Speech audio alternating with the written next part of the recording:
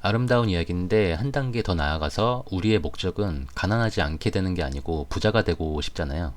저는 평범한 사람이 부자가 되는 방법은 딱 세 가지밖에 없다고 생각을 합니다.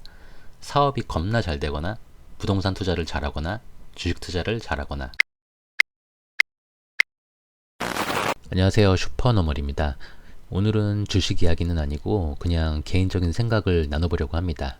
이번 한 주도 바쁘게 살면서 이런저런 이야기를 하다가 어제 또 사촌동생하고 오랜만에 연락을 했는데 얘가 올해 30살이에요. 어릴 때 제가 돈 생기면 홀랑 다 쓴다고 혼낸 적도 있는데 형으로서 걱정도 되고 해서 돈은 좀 모아놨냐 하고 물어봤는데 예전처럼 쓰진 않는데 잘 모이지는 않는다고 하더라고요. 왜 안 모이겠습니까? 결국에는 쓰니까 안 모이는 거죠. 뭐라고 하진 않았고 조만간 놀러 온다고 하길래 그때 이야기하자고 했어요.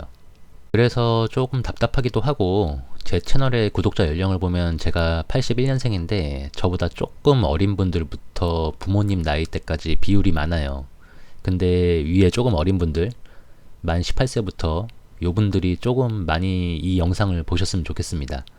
13세에서 17세 얘네들은 그냥 걱정 없이 더 놀아도 되고 곧 성인이 될 분들부터 젊은 분들께 노출이 많이 됐으면 좋겠어요.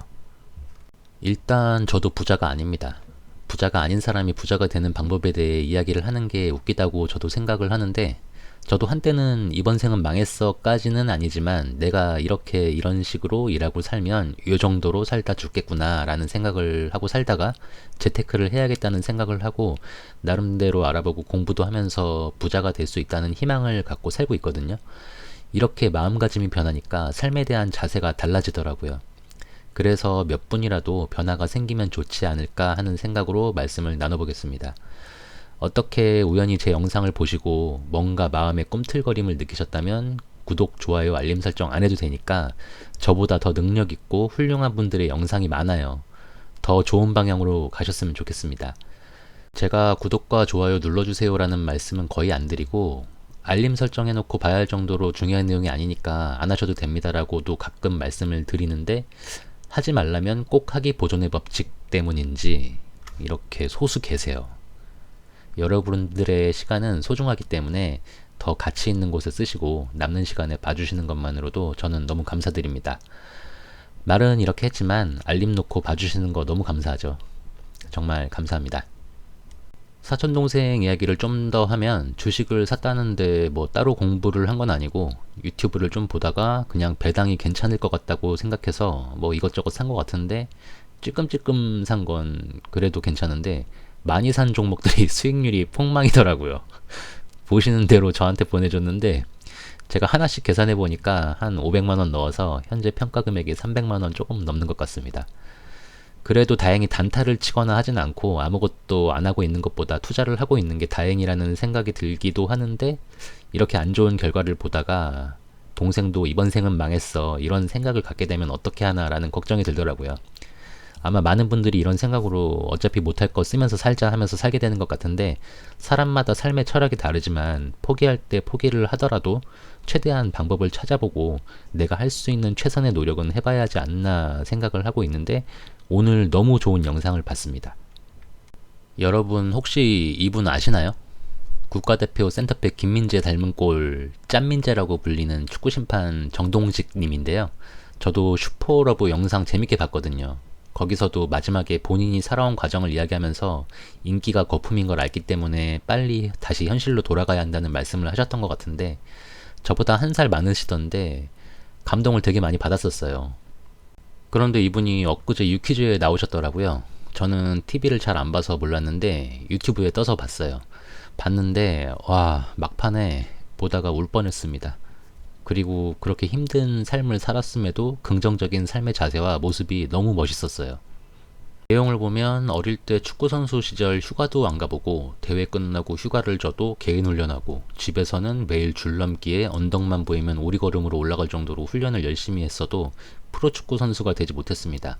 그래도 스스로 최선을 다했다고 생각을 했기 때문에 후회는 없다고 해요.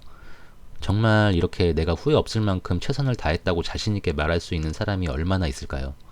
최선도 다했고 저도 노력만으로는 안 되는 일이 있다고 생각하는 사람이라 빠르게 판단하고 포기하는 것도 용기라고 생각을 합니다. 집안 사정이 어려워서 20살 때 노숙자 관리소 2평 남짓한 곳에서 숙식하면서 하루 7가지 정도의 일을 하면서 5년 만에 1억을 모았다가 상가 분양 사기를 당했다고 합니다. 제가 처음 사회생활을 시작하고 2년 동안 2천만 원을 모았었는데 이분은 엄청 독하게 산 거예요. 그래서 5년간 번 돈을 하루아침에 날리고 삶까지 포기할 생각이 들었지만 어차피 아무것도 없었는데 라는 생각을 하시고 처음부터 다시 원래 하던 대로 일을 시작해서 7년 동안 일을 해갖고 꿈을 이뤘다고 합니다. 신문 배달, 우유 배달, 카드 영업, 스포츠용품 영업, 공사장 일용직 등등 돈 주는 건 다 했다고 하고요. 신문이랑 우유는 새벽에 일어나서 동시에 할 수 있는 일이라서 같이 했다고 하시더라고요. 다른 가족이 외식하는 것만 봐도 꼴보기가 싫을 정도로 부정적인 생각을 갖고 있다가 주변에 사람이 없다는 것을 깨닫고 거울 보고 억지로 웃어도 엔돌핀이 생긴다는 걸 보고 매일 일어나면은 거울을 보고 30초씩 웃고 하루를 시작했다고 합니다. 긍정적인 생각을 갖고 헌옷수거함에 옷을 주워 입을 정도로 절약하면서 프로축구 심판의 꿈을 이뤘지만 축구 심판은 프리랜서라 시즌이 아닐 때는 수입이 없어서 아직도 엔잡을 뛰고 있다고 합니다. 안정적인 수익을 위해서 환경공무관 시험을 봐서 합격했다고 해요. 환경미화원의 명칭이 바뀐 거랍니다. 저도 이번에 알았어요. 이렇게 살면서 아이들과 함께 할 수 있는 시간이 부족해서 미안하게 생각은 하지만 가장으로서 의무라는 생각을 하면 그냥 어쩔 수 없는 거라고 생각한다고 합니다. 그냥 이렇게 이야기만 들어도 엄청 대단하다는 생각이 들고 저도 예전에 대기업은 아니지만 이름을 대면 알만한 회사를 관두고 기술을 배워야겠다 생각해서 2006년에 200 가까이 월급을 받다가 110만 원 받으면서 회사 숙소에서 먹고 자고 하면서 70만 원씩 저금하고 하면서 나름 고생하고 열심히 살았다고 생각을 했는데 이분이랑 비교하면은 말도 못 꺼내요. 그런데도 저는 별로 힘들지 않습니다.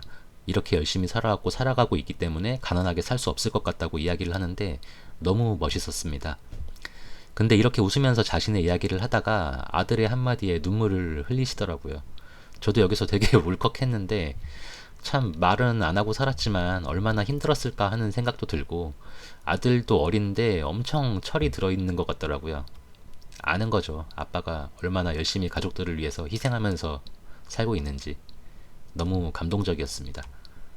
그래서 저는 우리가 이번 생은 망했어 라는 이야기를 하기 전에 이 정도로 치열하고 박터지게 살아봤는가, 정말 노력은 해봤는가 라는 이야기를 하고 싶었어요. 이렇게까지 해도 망했다고 생각을 하시면 정말 위로의 말씀밖에 드릴 게 없는데 정말 열심히 하면 방법을 알게 되고 길이 생깁니다. 이렇게까지 했는데 안 되면 안 되잖아요. 신이 있다면 정말 신이 나쁜 놈이죠. 년인지 놈인지. 이런 분들은 부자는 못 돼도 최소한 가난하지는 말아야 합니다. 그런데 이분이 한 일들이 뭐 폼나는 일이 아니잖아요. 정말 앞으로도 더 잘 되셨으면 좋겠습니다. 아름다운 이야기인데 한 단계 더 나아가서 우리의 목적은 가난하지 않게 되는 게 아니고 부자가 되고 싶잖아요. 저는 평범한 사람이 부자가 되는 방법은 딱 3가지밖에 없다고 생각을 합니다. 사업이 겁나 잘 되거나 부동산 투자를 잘하거나 주식 투자를 잘하거나 요 딱 3가지밖에 없어요. 사업은 좋은 아이템이 있어야 하고 사람 관리가 잘 돼야 됩니다. 근데 다 힘들어요. 아이템 찾기도 힘들고 사람 관리 정말 힘듭니다. 사업을 안 해봤을 때는 몰랐는데 내가 돈을 져야 하는 입장이 되면 정말 최저임금조차 아까운 사람들도 정말 많아요.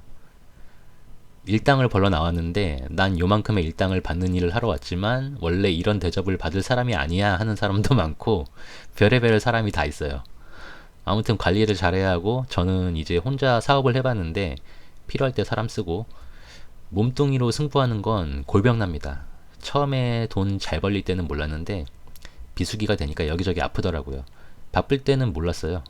월급 300 얼마 받다가 나가면 몇십만 원씩 뭐 어떨 때는 100만 원도 넘게 버는데 어떻게 쉽니까? 눈 뒤집혀서 2달 넘게 안 쉬고 일했죠. 밤도 새고 그랬는데 성수기가 끝나니까 여기저기 아프더라고요. 노동으로 하는 일은 한계가 있습니다. 예전에 술 마시고 대리를 불렀는데 기사님이 대리로 한 달에 700을 번대요. 자기가 운전직인데 월급이 200인데 훨씬 버니까 좋다고 하시는데 깊이 가보면 이 기사님의 기동력을 위해서 사모님이 차를 끌고 쫓아다닙니다.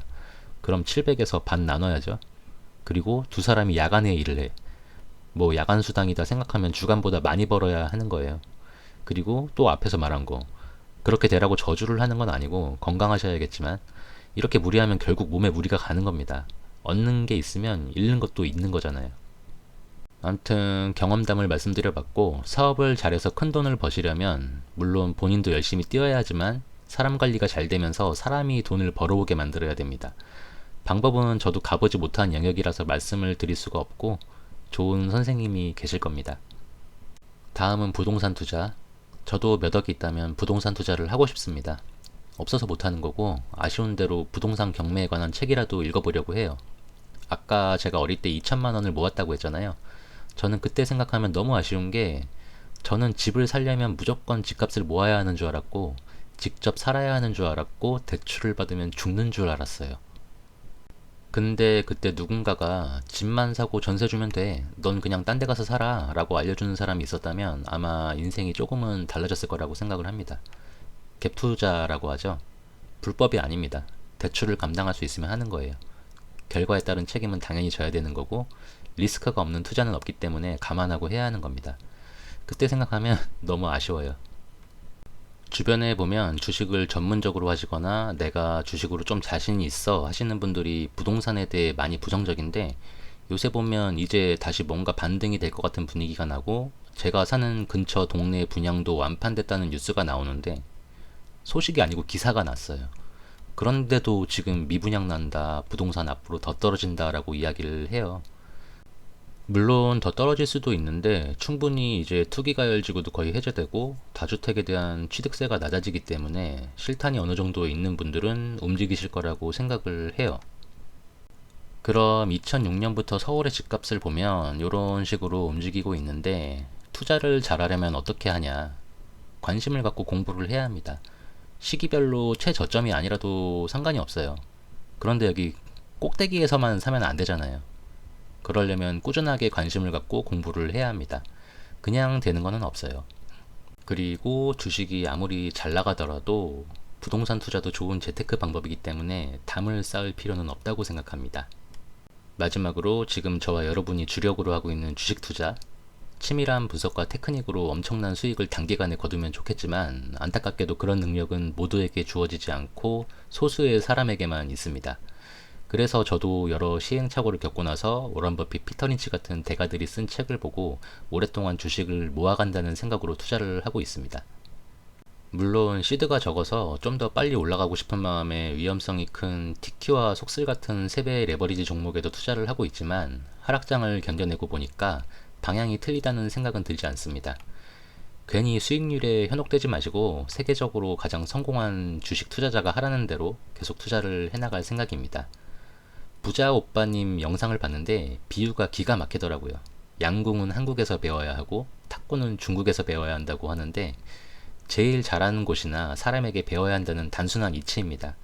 시황, 차트 분석 필요 없고 그냥 경제 공부한다는 생각으로 보시고 우량한 기업에 오랫동안 투자하면 결실을 맺을 거라고 생각을 합니다. 이렇게 제가 생각하는 부자 되는 방법은 세 가지인데 방법을 실행하는 데 필요한 게 있습니다. 일단 기본적으로 버는 돈을 다 쓰면 안 됩니다. 모아보세요. 이 핑계 저 핑계 되면은 못 모아요. 기왕이면 젊어서 기운 있을 때 조금 힘들게 살고 나이 먹고 기운 없을 때 편하게 사는 게 낫지 않나요? 나는 젊을 때 하고 싶은 대로 다 했는데 나이 먹고 내가 요단강 건너고 싶다고 맘대로 되는 것도 아니잖아요. 물론 당연히 스스로 건너가는 것도 해서는 안 되고요. 미래를 꿈꿔보세요. 혹시 아나요? 뭔가 잘 돼서 계획했던 시기보다 훨씬 빨리 부자가 될 수 있을 수도 있잖아요. 다음으로 공부를 해야 합니다. 영상을 보던 책을 보던 계속 공부를 해야 하고 남이 떠먹여주지 않아요. 관심을 갖고 노력을 하시고요. 마지막으로는 긍정적인 생각을 가져야 합니다. 주식이든 부동산이든 그냥 폭락론자 말은 무시하세요. 결국 오를 것이기 때문에 투자를 하는 거잖아요. 물론 떨어지기도 할 테지만 리스크를 최소화하고 견디려면 공부를 하면 되고요. 부정적인 거는 참고만 하시고 찾아보지 마세요. 아까 갑자기 궁금해져서 맨날 폭락한다고 하시는 분 요새는 어떤 제목으로 올리시나 봤는데 집값은 많이 떨어져서 그런가 몇 년 후에 오를 거라고 하시는 것도 있더라고요. 근데 이제는 주식 폭락한다고 하시던데 맞아요. 폭락할 수 있어요. 그런데 그런 거 보면서 남들 손해보는 거 보고 희열 느끼지 마시고 공부하고 준비하셔서 투자하시기를 추천합니다. 갖고 있으면 떨어질 수 있지만 갖고 있어야 오르는 거예요. 부자도 아닌 사람이 너무 긴 이야기를 했고 한편으로는 그냥 꼰대가 하는 이야기가 된 것 같기도 한데, 공감하시는 분들은 함께 응원하고 조언하면서 나중에 함께 웃으면서 덕담 나누는 날이 왔으면 좋겠습니다. 찾아보면 방법은 있고요. 방법을 찾으면 이번 생은 망하지 않습니다. 화이팅! 이상 오늘 나눌 이야기는 여기까지입니다. 시청해주셔서 감사하고 건강하고 행복하게 또 만나요.